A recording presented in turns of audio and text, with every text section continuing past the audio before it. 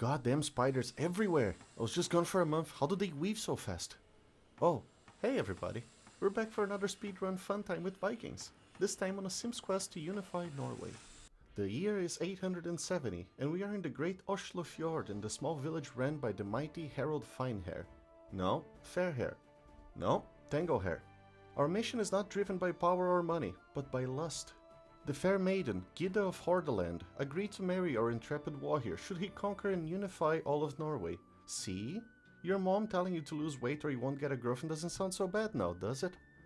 In order to fulfill Longhair's destiny, we must defeat the Southern Jarls, the Western Sea Kings, and of course, Hordaland. Because we might be role-playing a simp, but we're still Vikings.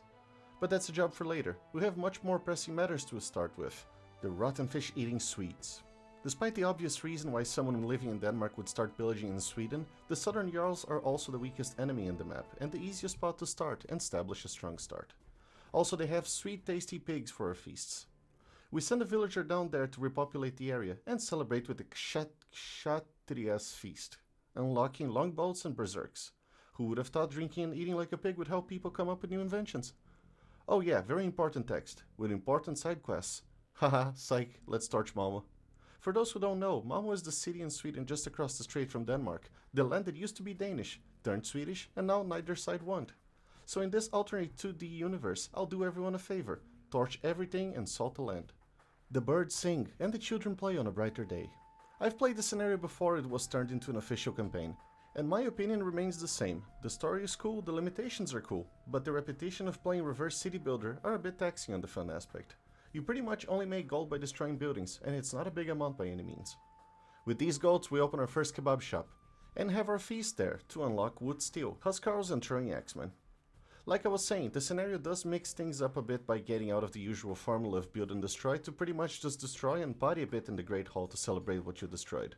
Which is not just a fun gimmick but also seemingly historically accurate, at least according to the best TV show ever made, Norseman.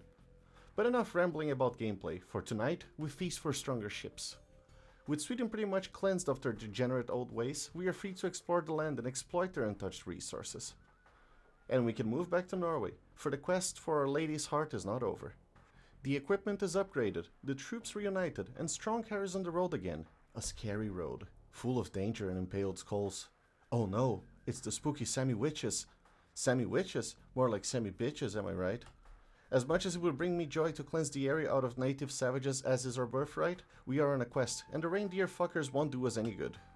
I really hope they go back to writing actual dialogue for the campaigns. It's much more immersive than the documentary style of Victors and Vanquished, even if it fits just as well. We find more of the Southern Jarls camping just out west of our camp, and torch it to the ground, signaling the end of our first foe. It's time to party, with +4 infantry attack. An Imperial Age apparently, but that's not important. The march continues along tenuous cliffs and the borders of Hordaland, but they are not the target yet, for the Western Sea Kings offer a much easier target for Lucius Hare and his band of misfits. The saga never explicitly says that his army sank enemy navies in hand-to-hand combat, but I like to believe this is historically accurate. Angry Norwegian men jumping in the water, and the ships trying to sail away in panic because Sven bit his tongue and tasted blood.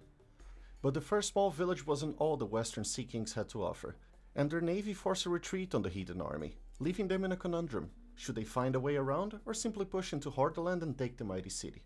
Okay, I guess we're going straight for Gida.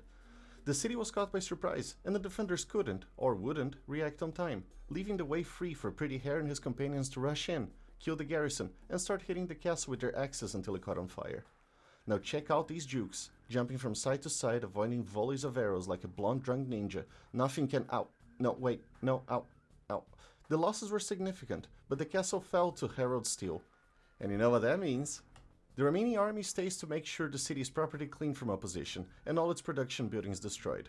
Which honestly feels like a waste. Not only takes forever without siege units, why couldn't we just capture Gida, put the crown on our heads and say, "Hey everybody, you work for me now that I killed the last douchebag in charge." But the army marches north, and a brand new navy set sails for the first time from Oslo, just to be caught distracted by a tower and only a transport ship make through the fjord. The progress up north is a lot more noticeable, with the Sea Kings suffering heavy casualties right off the gate. So the attention is redirected south for an amphibious assault on the southern fjords, which is sadly delayed due to the lack of transport ships, a minor setback on Thick Hair's path of destruction. And here you can see a 30-second time-lapse of the multi-frontal assault on the Sea Kings. And I said the duration because I think it's fine if you wanna skip it. There's nothing really to see here besides the berserkers hitting shit, and I couldn't think of anything to say that's relevant. So I'll just end it with a little joke. Why did Nietzsche write in German and not in Latin? Because Ubermensch sounds better than super homo. Haha, just some light language fun. Although I get it if some people don't think it's fun. Dark humor is like food, not everyone gets it. And at the same time, it's like a baby with AIDS. It never gets old. The name of the game becomes Fjord Hopping for Juicy Hair and his goons, and luckily I played this scenario before. Hey guys, how's it going over there? I would hate having to look for all the stragglers around the ocean. I want two of whatever they had. Hordaland hasn't given up even with 90% of the city burned to the ground. So we have another feast for clarity, and gold per kill. Out at sea we arrive in the Faroe Islands and start avenging the poor sheep these animals mistreat. Back in land we find Hordaland's final resistance, and after a quick execution and land-to-sea combat, the city throws in the towel, leaving just the Sea Kings to be subdued. A short sail to the next island and we land right in the eye of the final village. Nothing for the intrepid warriors, and as the dog falls, so do the Sea Kings. And to celebrate his new kingdom and wife, we party one last time, the victory party, in 1 hour 30 minutes and 43 seconds. Which could have been a gold medal, had I remembered to upload the time earlier. I know it should have been a video about the worst 5 scenarios in the game, but I was on holidays. That video takes a long time to make, and I didn't want to let the channel die too much. Partial time grows again, to 212 hours 47 minutes and 16 seconds. Like I said, bottom 5 scenarios coming a bit later this month, and maybe we do Mistislav and Temujin in between if there's time. I still have to clean this though.